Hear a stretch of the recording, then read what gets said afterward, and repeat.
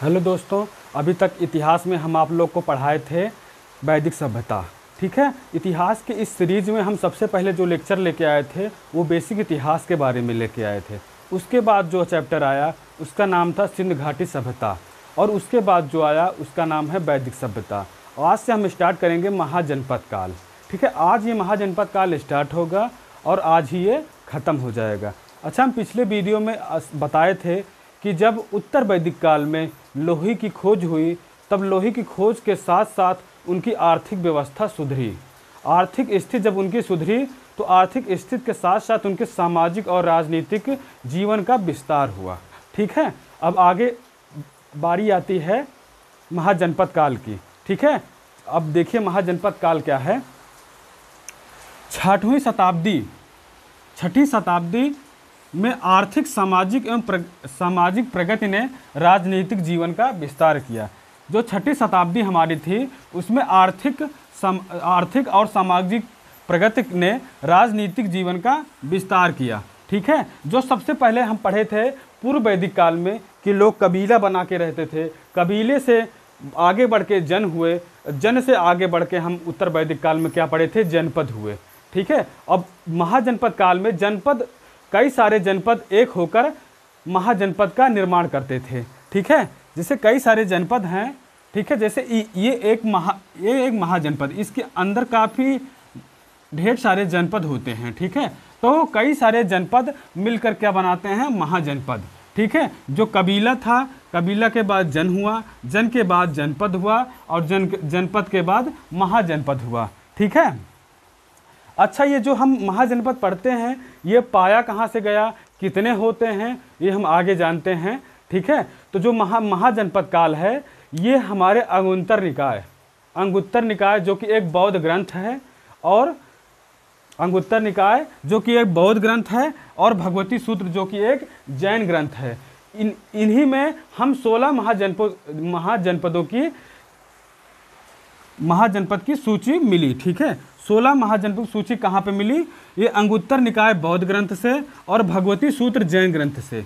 ठीक है, ये जो हमारे दोनों ग्रंथ हैं इन्हीं से हमें 16 महाजनपदों की सूची मिली। ठीक है, अच्छा, जो 16 महाजनपद थे वो वहाँ पे कुछ राजतंत्र था और कहीं पे गणतंत्र था। ठीक है, अच्छा, राजतंत्र क्या होता है, गणतंत्र क्या होता है। राजतंत्र वो होता है जहाँ पे राजा का शासन चलता है। ठीक है, अर्थात राजा का शासन चलता है कि राजा जो होगा, राजा के जो उत्तराधिकारी होंगे वो ही राजा होंगे। ठीक है, तो राजतंत्र में ये होता है कि वहाँ राजा का शासन होता है। ठीक है, और जो गणतंत्र होता है, ठीक है, गणतंत्र होता है या फिर प्रजातंत्र होता है, वहाँ पे गण या संघ द्वारा शासन होता है। गण या संघ द्वारा मतलब कई सारों की मंत्रिमंडल, जैसे अभी इस टाइम पे हमारा भारत देश जो है एक गणतंत्र है।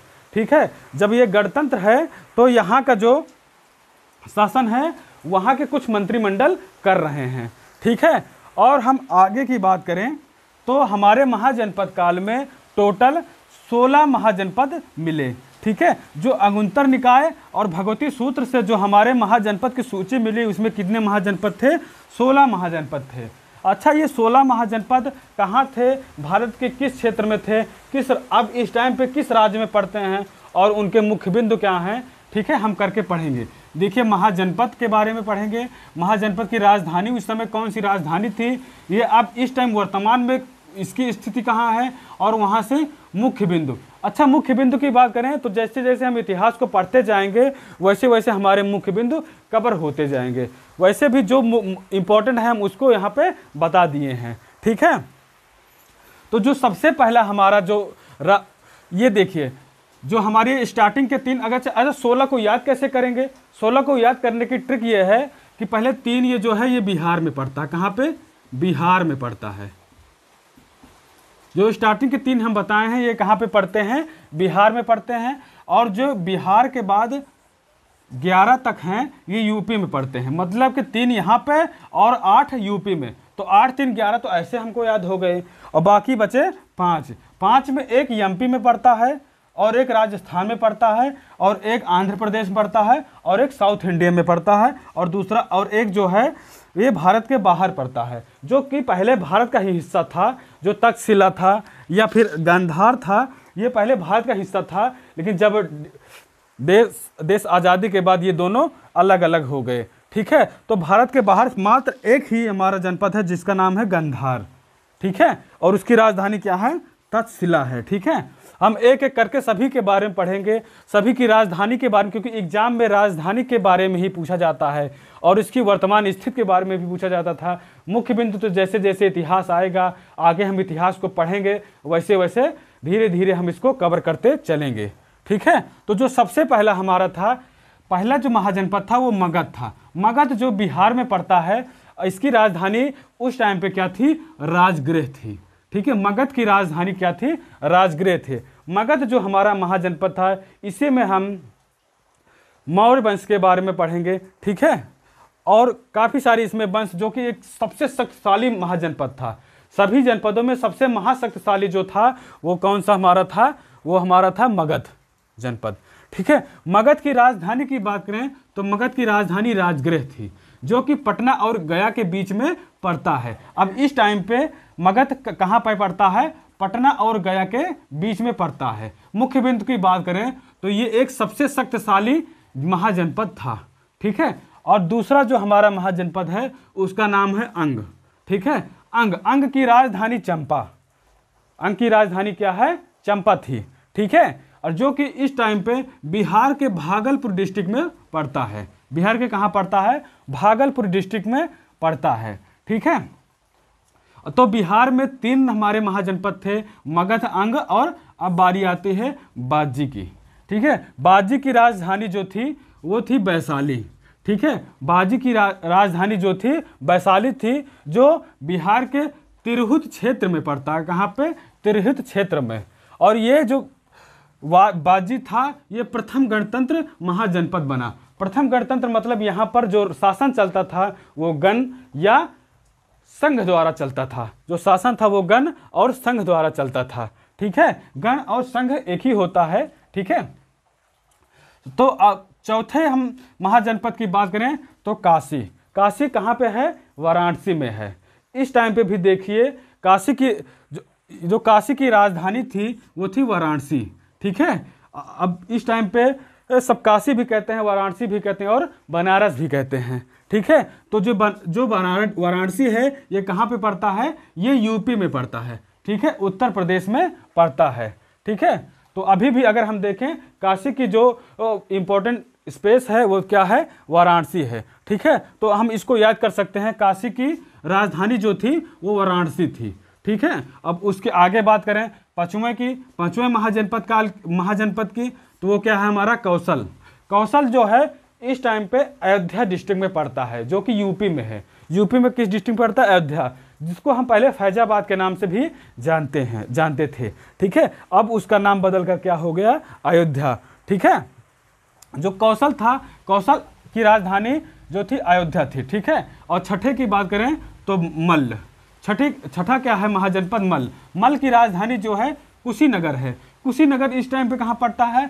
ये यूपी के देवरिया जिले में पड़ता है। यूपी कहाँ पड़ता है? देवरिया जिले में पड़ता है। कौन क्या पड़ता है? मल्ल पड़ता है, जिसकी राजधानी कुशीनगर है। ठीक है, जो बुद्ध का महापरिनिर्वाण था, जब बौद्ध धर्म पढ़ाएंगे, बौद्ध काल पढ़ाएंगे, तब हम महापरिनिर्वाण के बारे में आप लोगों को विस्तार में बताएंगे कि महापरिनिर्वाण क्या होता है। अभी यहाँ पे सिर्फ आप लोग इतना जान लें, जो बुद्ध का महापरिनिर्वाण था वो कहाँ पे हुआ था? कुशीनगर में हुआ था। ठीक है, मल्ल के कुशीनगर देवरिया में हुआ था। ठीक है, मल्ल इसका महाजनपद था, कुशीनगर इसकी राजधानी थी, और जो देवरिया है इसकी वर्तमान स्थिति है। ठीक है, और सातवें की बात करें तो सातवें जो हमारा महाजनपद है इसका नाम है वत्स। ठीक है, वत्स जो है कौशाम्बी, वत्स की राजधानी जो है कौशाम्बी है। ठीक है, जो कि इस टाइम पे अगर इसकी वर्तमान स्थिति के बारे में बात करें तो ये इस टाइम पे कहाँ है? प्रयागराज में, अर्थात इलाहाबाद में जिसे पहले कहा जाता था, अब ये कहाँ पे है? प्रयागराज में। ठीक है, और आठवें की बात करें तो कुरु। ठीक है, आठवें जो हमारा महाजनपद काल है वो है क्या? कुरु। ठीक है, कुरु की जो राजधानी थी वो थी इंद्रप्रस्थ। ठीक है, कुरु की राजधानी जो थी क्या थी? इंद्रप्रस्थ, जो कि उस टाइम दिल्ली में स्थित है। अब उसको हम लोग क्या कहते हैं, दिल्ली कहते हैं। दिल्ली को है हम इंद्रप्रस्थ कहते थे, ठीक है। तो अगर नौवें की बात करें तो पांचाल, नौवां क्या हमारा पांचाल। पांचाल की राजधानी जो थी अहिछत्र थी, ठीक है। पांचाल की राजधानी जो थी अहिछत्र थी, ठीक है। 10वां क्या है हमारा सूरसेन महाजनपद, ठीक है। सूरसेन जो महाजनपद था उसकी राजधानी क्या है, मथुरा, ठीक है। और 11वीं जो है हमारी, जो कि हमारी यूपी की लास्ट है, वो है चेदी। चेदी की राजधानी क्या थी, उज्जैन या माहिष्मती, बाहुबली वाली माहिष्मती नहीं, ठीक है। तो जो चेदी है इसकी राजधानी क्या है, शक्तिमती, सॉरी माफ कीजिएगा, चेदी की राजधानी जो है शक्तिमती है, ठीक है। चेदी की राजधानी क्या है, शक्तिमती है। जो हम आगे पढ़ेंगे राजा शिशुपाल के बारे में, राजा शिशुपाल के बारे में जब पढ़ेंगे तो ये चेदी महाजनपद से बिलोंग करते थे, ठीक है। अब देखिए हम एक बार रिवीजन करें तो तीन महाजनपद थे वो कहाँ पे पढ़ते थे, बिहार में, और 8 हमारे महाजनपद यूपी में पढ़ते हैं। तो 8 3 11, बचे कितने, 5, ठीक है। 5 में जो 12वां हमारा है अवंती। अवंती एक इंपॉर्टेंट महाजनपद है जो कि उज्जैन में पड़ता है। कहाँ पे अवंती की राजधानी क्या है, उज्जैन या माहिष्मती, ठीक है। अवंती की राजधानी क्या है, उज्जैन या फिर माहिष्मती, ठीक है, जो कि कहाँ पे पड़ता है, एमपी में, मध्य प्रदेश में पड़ता है, ठीक है। और 13वीं की बात करें, 13वीं जो है ये राजस्थान में पड़ता है। 13वीं मतलब मत्स्य का मतलब क्या होता है, मछली होता है, ठीक है। तो मत्स्य की राजधानी क्या थी, विराटनगर, क्या थी, विराटनगर, जो कि जयपुर में पड़ता है, राजस्थान के जयपुर डिस्ट्रिक्ट में पड़ता है। क्या पड़ता है, मत्स्य, जिसकी राजधानी थी विराटनगर, ठीक है। तो अगर इस तरह आप याद करेंगे तो आपको आसानी से याद हो जाए कि बिहार में 3 थे और यूपी में 8 थे, ठीक है, एमपी में 1 थे, राजस्थान में 1 थे, आंध्रा में 1 थे, ठीक है। तो जो जनपद नंबर 14 है ये इसका नाम है अस्मक। अस्मक की राजधानी क्या थी, पोतन या फिर पोटली, ठीक है। अस्मक की राजधानी क्या थी, पोतन या पोटली, जो कि आंध्रा में पड़ता है, आंध्र प्रदेश में, ठीक है। और 5वीं जो महाजनपद था उसका नाम था 15वीं कंपोज। कंपोज की जो राजधानी थी हाटक, ठीक है, हाटक राजपुर, ठीक है। इस कहीं कहीं पे हाटक भी लिखा हुआ और कहीं कहीं पे राजपुर भी लिखा गया है। ज़्यादातर राजपुर को महत्व देते हैं सभी लोग, ठीक है। एग्जाम में अगर दोनों ऑप्शन आ जाए तो आप दोनों जो हाटक एवं राजपुर आएगा तब उसको टिक करिएगा। अगर हाटक या राजपुर दोनों आता तब आप लोग राजपुर को टिक करेंगे, ठीक है। अच्छा, तो आप लोगों को ये कहाँ पे पड़ता है दिखाई नहीं दिया होगा। जो कंबोज है ये हाटक राजपुर इसकी राजधानी है, जो कि साउथ इंडिया में पड़ता है। कहाँ पे, साउथ इंडिया में, ठीक है। एकमात्र ऐसा महाजनपद है जो कि साउथ इंडिया में पड़ता है, ठीक है। तो कंबोज जो थी इसकी राजधानी हाटक या राजपुर थी, जो कि साउथ इंडिया में इस टाइम पे पड़ता है, ठीक है। जो हमारा सबसे लास्ट महाजनपद था वो है गांधार।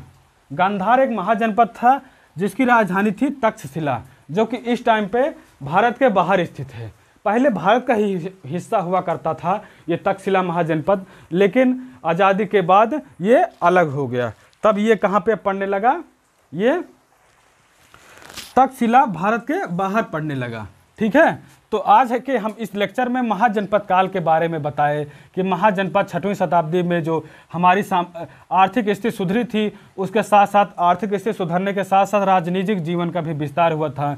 जो कबीला था, कबीला से जन हुए, जन से जनपद हुए और कई सारे जनपद को मिला के महाजनपद का निर्माण हुआ, ठीक है। तो अगर कोई पूछे कि जो 16 महाजनपदों की सूची मिली तो ये कहाँ से मिली, तो आप लोग क्या कहेंगे कि ये बौद्ध धर्म नामक ग्रंथ अंगुत्तर निकाय तथा भगवती सूत्र नामक जैन ग्रंथ से 16 महाजनपदों की सूची मिली, ठीक है। और ये हमारे 16 महाजनपद थे, जो कि 3 हमारे जो थे बिहार में पड़ा, 8 हमारा यूपी में पड़ा और 1 हमारा एमपी में पड़ा और 1 राजस्थान में, 1 आंध्रा में और 1 साउथ इंडिया में और 1 भारत के बाहर पड़ा। मात्र ऐसे अगर एग्जाम में पूछा जाए कि ऐसा कौन सा महाजनपद है जो कि इस टाइम भारत के बाहर है, तब हम लोग कहेंगे क्या, गांधार, जिसकी राजधानी है तक्षशिला, ठीक है। तो ये हमारे 16 महाजनपद थे। इसको याद करने की ट्रिक यही है कि आप लोग इसको पढ़िए, 2 से 2-3 बार कॉपी में लिखिए, नोट्स बनाइए, आप लोगों को ऑटोमेटिक ये याद हो जाएंगे, ठीक है। और याद करने की ट्रिक भी हम बता दिए कि 3 बिहार, 8 यूपी और बाकी सभी में 1-1। साउथ इंडिया में मात्र एक जिसका नाम था कंबोज, ठीक है, कंबोज जिसकी राजधानी थी हाटक और राजपुर, ठीक है। तो ये हमारे 16 महाजनपद थे जिसके बारे में आज हमने चर्चा की। इसके बारे में एग्जाम में कितने क्वेश्चन पूछ जाते हैं, यहाँ से सभी क्वेश्चन लगभग कंप्लीट हो जाएंगे, आप एग्जाम में बना पाएंगे, ठीक है। अगर आप लोगों को यह हमारा महाजनपद काल का लेक्चर पसंद आया हो तो लाइक करें और सब्सक्राइब करें। Thank you.